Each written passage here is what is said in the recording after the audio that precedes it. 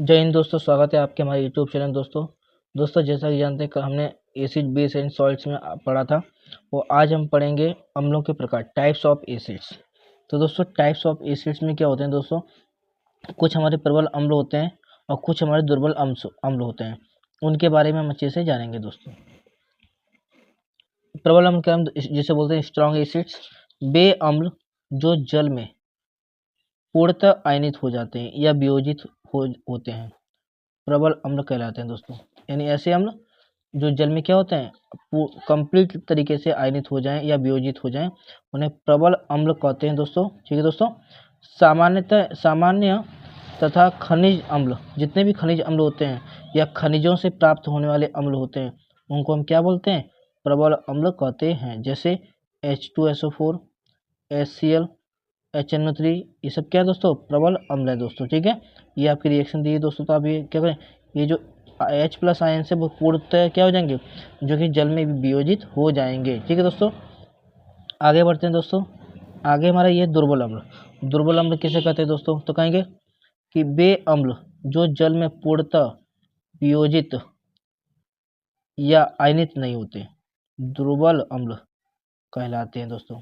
यानी वैसे अम्ल जो जल में पूर्णतः वियोजित नहीं होते या आयनित नहीं होते हैं, दुर्बल अम्ल कहलाते हैं।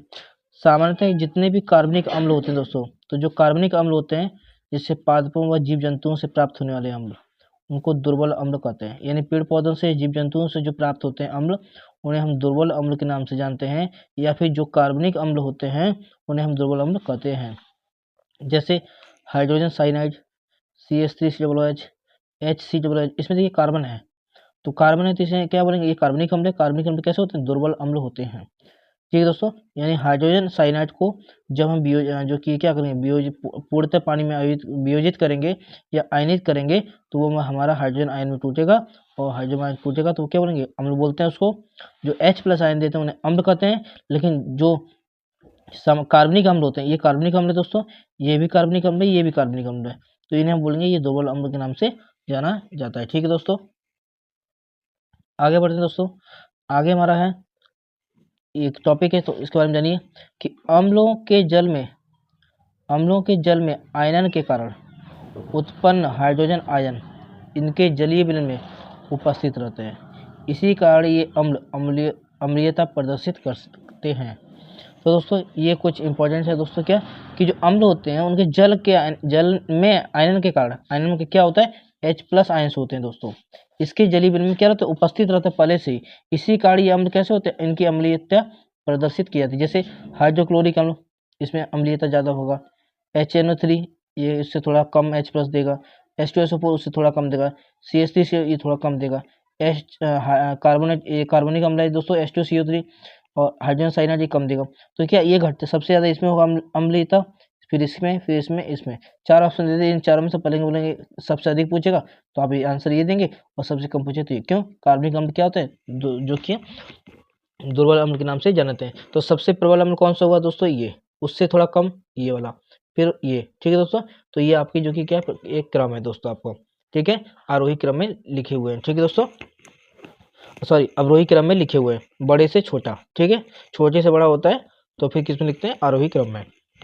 दोस्तों आगे बढ़ते हैं। आगे क्या है, आगे दोस्तों ये कि दोस्तों हम लोग देखिए कितना विस्तार से पढ़ रहे हैं, और आप चैनल को सब्सक्राइब कर लें दोस्तों, अपने दोस्तों तक इस चैनल को, वीडियो को शेयर कर दें, जिससे कि इनको भी इसका फायदा। दोस्तों आपके लिए बहुत मेहनत की जा रही है, एकदम हैंड राइटिंग नोट से लिखा जा रहा है दोस्तों। PDF जब बन जाएगा तो मैं आपको इन्फॉर्म कर दूंगा, तो आप कम से कम प्राइस में जो कि आप PDF ले सकते हैं, ज़्यादा कम से कम, और PDF निकलवा के आप अपनी तैयारी को बेहतर कर सकते हैं दोस्तों आपके लिए बहुत मेहनत की जा रही है। ये सब नोट्स आपसे कई किताबों से मिलाकर आपके पास लिखा जाता है कि कोई छूटे ना और सब कुछ कवर हो जाए दोस्तों अब हम पढ़ेंगे, जो आप इससे पर नाम सुनते आए हैं कि हाइड्रोनियम आयन क्या होता है। तो दोस्तों देखिए कितना विस्तार से पढ़ रहे हैं कि हाइड्रोनियम आयन किसे कहेंगे, तो बोलेंगे हाइड्रोजन आयन आकृति में बहुत कैसे होता है, छोटा होता है दोस्तों, और छोटे आकार तथा उच्च आवेश घनत्व के कारण ये जल के अणु के साथ जुड़कर जलयोजित आयन का निर्माण करता है। इस जलयोजित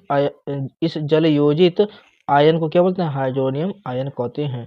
जैसे जल के साथ में दोस्तों, इस जल के साथ में जब H प्लस आयन मिलेगा। तो क्यों ये जुड़ जाता है दोस्तों, क्यों जल योजित हो जाता है? क्योंकि H प्लस आयन जो है बहुत छोटे आकृति में बहुत छोटे होते हैं और छोटे आकार के होने के कारण इनका जो उच्च आवेश घनत्व होता है, ये दो कारण के साथ ये जल के साथ जुड़ करके हाइड्रोनियम आयन का क्या करते हैं दोस्तों, निर्माण करते हैं। ठीक है दोस्तों। तो दोस्तों आप सबसे पहले दोस्तों ये बात समझे कि नहीं कि जो हमारा H प्लस आयन्स होते हैं वो जल के साथ हाइड्रोनियम आयन का निर्माण कैसे होगा, ये आप समझे या किसे कहते हैं? भाई कहेंगे कि भाई इसको रचने की जरूरत नहीं दोस्तों, कहेंगे कि जो H प्लस आयन्स होते हैं हाइड्रोजन आयन होते हैं वो आकृति में बहुत छोटे होते हैं और छोटे होने के साथ साथ इनका जो उच्च आवेश घनत्व होता है, इन दोनों के कारण ये जल के अणु के साथ जुड़कर जल योजित आयन का निर्माण करते हैं। इसलिए इस जल योजित आयन को क्या बोलते हैं, हाइड्रोनियम आयन कहते हैं दोस्तों। तो आई होप कि आपको ये टॉपिक समझ में आया हो दोस्तों। और दोस्तों फिर से हम एक बार रिवीजन कर लेते हैं थोड़ा इस जल्दी तेजी से। देखिए दोस्तों ये टॉपिक क्या है, फिर से प्रबलम कैसे कहें, वे अम्ल जो जल में पूर्णतः आयनित या वियोजित हो जाते हैं प्रबल अम्ल कहलाते हैं। सामान्यतः खनिज, जितने भी खनिज हो, चाहे खनिज से प्राप्त होने वाले अम्ल हो, उन सबको क्या बोलते हैं, प्रबल अम्ल कहते हैं। जैसे H2SO4, HCl, HNO3 नाइट्रिक अम्ल, हाइड्रोक्लोरिक अम्ल, सल्फ्यूरिक अम्ल, ये सब क्या होते हैं दोस्तों, ये प्रबल अम्ल के नाम से जाने जाते हैं। क्योंकि इन सभी को हम कहाँ से प्राप्त करते हैं, या तो खनिज से प्राप्त करते हैं, या खनिज अम्लों से प्राप्त करते हैं, या खनिज से प्राप्त होने वाले अम्ल होते हैं। ठीक है दोस्तों। आगे दोस्तों टॉपिक क्या है दोस्तों, अब इसका दुर्बल अम्ल पढ़ेंगे। तो दुर्बल अम्ल किसे कहेंगे दोस्तों, कि वे अम्ल जो जल में पूर्णतः वियोजित या आयनित नहीं होते दुर्बल अम्ल कहलाते हैं। सामान्य तथा कार्बनिक अम्ल, जैसे जो प्लांट से या जीव जंतुओं से जो भी अम्ल हमें प्राप्त होते हैं वो सारे के सारे अम्ल कैसे होते हैं, दुर्बल अम्ल कहलाते हैं। For example HCN hydrogen cyanide, CH3COOH बोलेंगे एसिटिक अम्ल, HCOOH का जो कि बोलेंगे मेथोनिक अम्ल। ये सब दोस्तों जो भी अम्ल हैं आपके, ये सब बोले कैसे हैं, दुर्बल अम्ल है दोस्तों। ठीक है दोस्तों। ये क्या करते हैं, जल में जो कि पूर्णतः वियोजित नहीं होते हैं दोस्तों, या फिर आयनित नहीं होते, इन्हीं कारण इनको हम क्या बोलते हैं दोस्तों, दुर्बल अम्ल या वीक एसिड्स बोलते हैं। आगे दोस्तों टॉपिक से हमारा आगे टॉपिक क्या है दोस्तों देखिए कि अम्लों के जल में जो अम्ल होते हैं जल में आयनन, उनके आयनन होने के कारण जो हाइड्रोजन आयन होते हैं इनके जलीय विलयन में उपस्थित रहते हैं, इसी कारण ये अम्लीयता प्रदर्शित करते हैं। तो दोस्तों बोलेंगे कि हाइड्रोक्लोरिक अम्ल उससे प्रबल अम्ल है, उससे थोड़ा कम ये हुआ, थोड़ा कम ये, सबसे जो कि कम अम्लीयता किसके अंदर होगी, हाइड्रोजन साइनाइड के अंदर, और सबसे ज़्यादा किसकी होगी, हाइड्रोक्लोरिक एसिड के अंदर। ठीक है दोस्तों, ये इसका घटता हुआ क्रम है। ठीक है दोस्तों, ये क्या है, इसका घटता हुआ क्रम है दोस्तों। आगे बढ़ते हैं दोस्तों।